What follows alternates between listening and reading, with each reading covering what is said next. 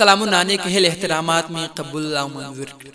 په دې هیله چې تاسو ټول خواږه او درانه وراته روغ جوړ خو خوشاله اوسئ. خواږه او درنو اوریدونکو، د زیارت شنې منارې له ورایه نارې وهلې، ځکه د یو لوړې غونډۍ پر سر جوړ و. له هرې خوا زیارت ته د زینو لارې ورختلې وې. منځنیو زینو کې روان وم، موبایل مې په ښي جیب کې په تړنګېدو شو. تر دې ځایه مو تېره برخه رارسولې وه.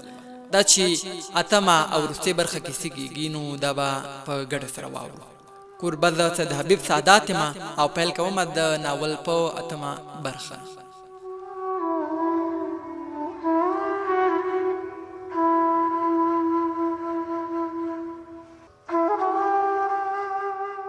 منځنیو پوړیو کې روان، موبایل مې په ښي جیب کې په تړنګېدو شو.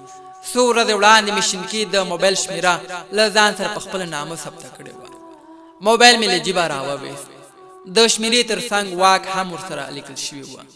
خپل نوم راته د موبایل په ښیښه عجیبه ښکاره شو، لکه ځان چې مې ځان ته موبایل کړی وي. شینکي سره مې خبرې پیل کړې، هغه خوښه ښکارېدله، داسې وه لکه یو پټ راز چې راته ښکاره کوي. پوښتنه یې وکړه چې واکه په کومه خاوره یې؟ د امام قتیبه زیارت مې ورته وښود چې دلته یې. شینکي بیا وویل چې زیارت کې څه کوي؟ له خولې مې دا کرښه ورته وویله. دا ښار د لیونو دی او دا ښار د مینانو. شینکي ته د خبرو ښه موقع په لاس کې ورغله. ډول ډول پوښتنې یې کولې، داسې ښکارېدل لکه زما په مینه چې خبره شوې وي. دا یې غوښتل چې یو څه د خپلې مینې ورته ووایم.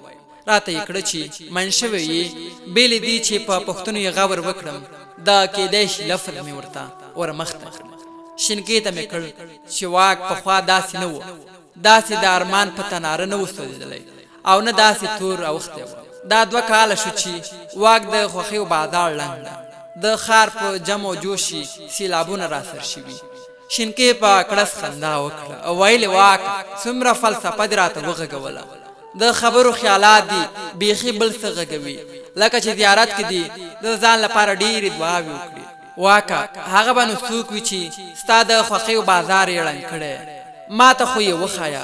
بل دا چې مینه دومره درد لري، د مینې درد مې ورته په الفاظو کې نشو تشریح کولی. ټول وجود مې په لړزېدلو راغی، حواس مې شینکي ته مینه مینه نارې وهلې. منطق مې ورته په خوله لاس کېښود، یاد راته له لارې لاس کوروه. هر څومره به مې چې هڅه وکړه خپلې خبرې را لنډې کړم، خو د شینکي خوږو خبرو به مې د وصال تنابونه نور هم کش کړ. شینکي ته مې کړه چې سبا ته له نږدې خبرې کوو. اوس لږ بوختیا راته پیدا شوه، مخه مې ورسره وکړه. یاد د زیارت لوړې ته ځان رسولی و، په ستړي زړه مې د یاد څنګ ته ځان ورسوه. یاد پوښتنه وکړه دا څوک و چې دومره ورته په لاسونو غږېدلې؟ له یو څو ورځفیلي وروسته مې ورته وویل چې شینکي د سپوږمۍ خور وه.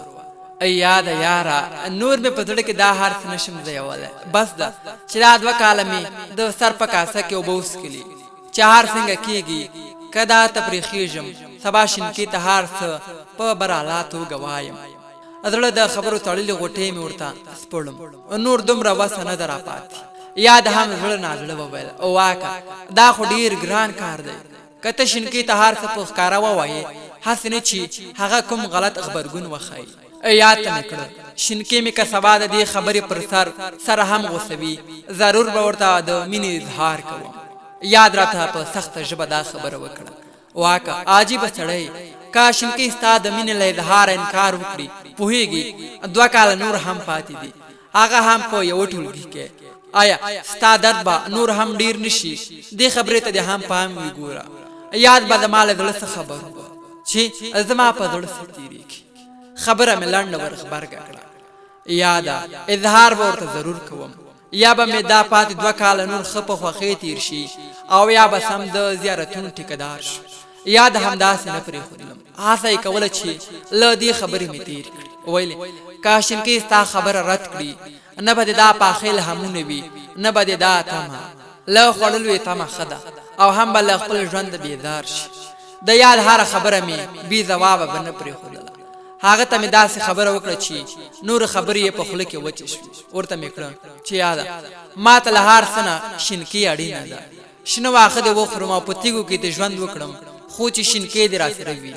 زما ټول ژوند دی شینکی سره له یوې ثانیې وصال داش شینکی چې نوي پوهنتون به څه کوه له زهرو ډک ژوند به څه وکوه په شینکی باور لرم چې داسې بد غبرګون به نه ښایي ځکه پخوانیو خبرو یې څه ناڅه د مینې رنګ راوړ له زیارت څخه د ښار پر لور راغلو د شینکي مینې دې حد ته راوستی وم چې عقل پوهه منطق استدلال او هر څه مې له لاسه ورکړي وو نړۍ راباندې دومره وړه شوې وه چې قدم به مې اخیسته ویرېدلم هسې نه چې له جهانه ولوېږم ماسپښین وه یوه هوټل ته وردننه شو د یاد به چبري کباب ډېر خوښېده ډېر وخت چې به هغه راسره وه د یاد خوښه به زما خوښه وه نن مې نه په ځمکه ځای وه او نه مې وزرې درلودې چې الوتنه مې پرې کړې وی بیخي ګډوډ وه خیالات مې په توره خونه کې راګیر وه د تړل رباب مې تارونه شکولي وه یاد ته مې وویل نور ځو ټوله ځمکه مې له پښو لاندې سره سکروټه ګرځېدلې ده حاله نو پاسه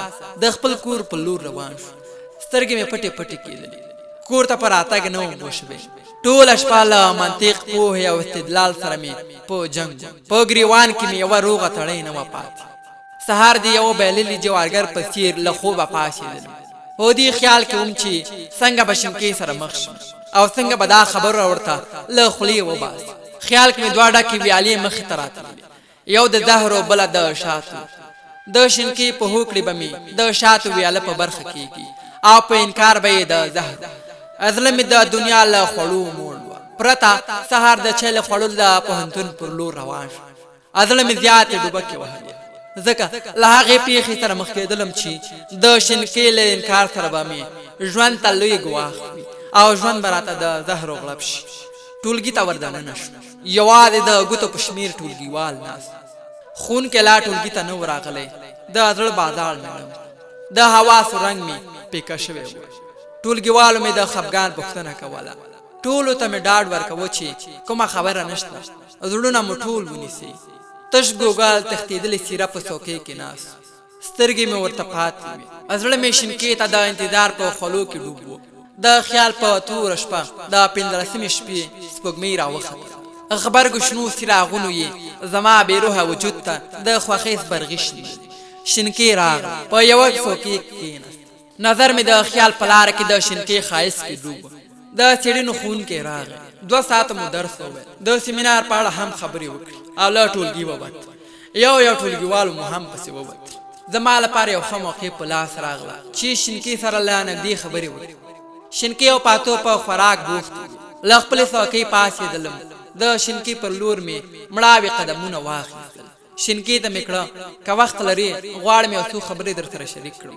شینکۍ راته کړه چې سمه ده وخت خو لرم خو ستا لپاره به دا خوراک هم بس کړم پاتو ته مې وویل چې بخښنه غواړو موږ یوازې پرېږده او ته د ټولګي بل سر ته لاړه شه شینکۍ او پاتو زما د دې خبرې په اورېدلو سره حیرانې شوې او یوې بلې ته یې کتل بلا خبرې یې په زړونو کې تېرېدلې چې واک به څه خبرې په زړه کې لري څوکۍ مې شینکۍ ته نږدې کړې